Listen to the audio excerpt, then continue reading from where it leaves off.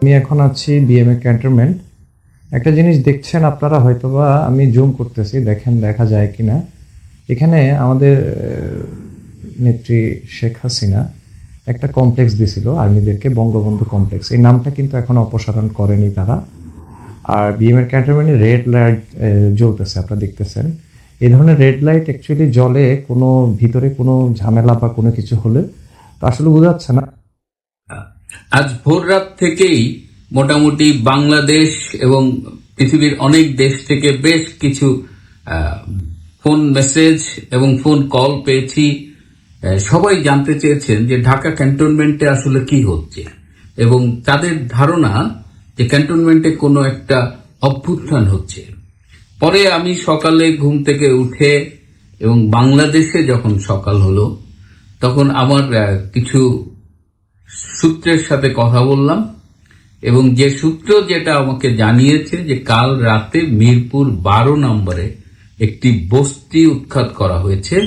সেই মধ্যরাতে সেই বস্তি উৎখাত করবার জন্য আইন শৃঙ্খলা বাহিনীর অনেক সদস্যরা সেখানে উপস্থিত ছিলেন এবং বস্তিবাসী এর প্রতিবাদে মিছিল করেছেন।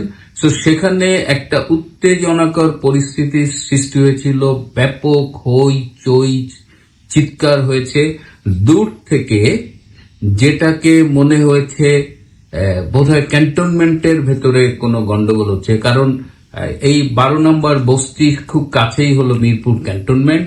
সুতরাং এই জায়গায় একটা কনফিউশন থেকে মোটামুটি বাংলাদেশ এবং বাংলাদেশের বাইরে একটি গুজব ছড়িয়ে পড়েছিল যে ক্যান্টনমেন্টে কু হচ্ছে, কিন্তু আসলে সেরকম কিছু হয়নি। এটি হয়েছে মিরপুর 12 নম্বরে বস্তি উৎখাতকে কেন্দ্র করে কিছুক্ষণের জন্য হইচই শোরগোল, যেটা দূর থেকে অনেকেই কনফিউজ করেছে। সুতরাং ক্যান্টনমেন্টের ভেতরের অবস্থা কিছুটা টান টান থাকলেও সেখানে কোনো অভ্যুত্থান ঘটেনি, এবং যেসব পক্ষ প্রতিপক্ষ আছে তারা উভয় ধৈর্যের পরিচয় দিয়ে আসছে।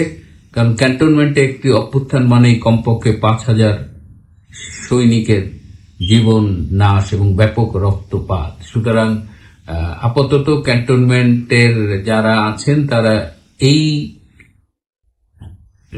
শুভবোধের পরিচয় দিচ্ছে। এদিকে সামরিক অভ্যুত্থান না ঘটলেও আরেকটি খবর চাউর হয়েছে ইন্টারনেটে। পাকিস্তান সেনা গোয়েন্দা সংস্থা আইএসআই এর প্রধান এই মুহূর্তে বাংলাদেশ ভ্রমণ করছেন। আপনারা জানেন যে পাকিস্তানের সাথে বাংলাদেশের কূটনৈতিক সম্পর্ক, সামরিক পর্যায়ের সম্পর্ক দীর্ঘদিন ধরেই বেশ সীমিত ছিল, কিন্তু হঠাৎ করে জুলাই আগস্টের এই তথাকথিত বিপ্লবের পরে বাংলাদেশের সাথে পাকিস্তানের দহরম মহরম বেড়ে গেছে। সেই দহরম মহরমটা আমরা দেখতে পাচ্ছি সেনা কর্মকর্তাদের মধ্যেও ছড়িয়ে পড়েছে। সম্প্রতি একজন লেফটেন্যান্ট জেনারেল পাকিস্তান সফরে গেলেন, আবার পাকিস্তান থেকে অনেকেই বাংলাদেশে আসছেন। পাকিস্তানের সাথে বাংলাদেশের বিভিন্ন সামরিক চুক্তি নিয়ে কথা হচ্ছে, কিন্তু আইএসআই প্রধানের বাংলাদেশ সফর কিন্তু খুবই গুরুত্বপূর্ণ ঘটনা, এবং কোনো পক্ষই এ ব্যাপারে মুখ খুলছে না। আমি আমার যতগুলো সূত্রের সাথে কথা বলেছি, কেউ কিন্তু আমাকে নিশ্চিত করে কিছু বলেনি, কিন্তু যা কিছু রটে তা কিছু বটে ফর্মুলা যদি আমরা বিশ্বাস করি, এবং কেউ কেউ সূত্রের বাইরে আমাকে নিশ্চিত করেছে যে আইএসআই প্রধান এই মুহূর্তে বাংলাদেশে এসেছেন। তো আইএসআই প্রধানের বাংলাদেশে এই মুহূর্তে কাজটা কি? আমরা জানি যে ইতিমধ্যে পাকিস্তানের কাছ থেকে বাংলাদেশ বেশ কিছু অস্ত্র ক্রয় করেছে। এছাড়াও সমুদ্র পথে কন্টেইনারে করে বেশ কিছু অস্ত্র শস্ত্র বাংলাদেশে এসেছে বলে ধারণা করা হয়, কারণ ওইসব কন্টেইনারকে কাস্টমস তল্লাশি করতে দেওয়া হয়নি।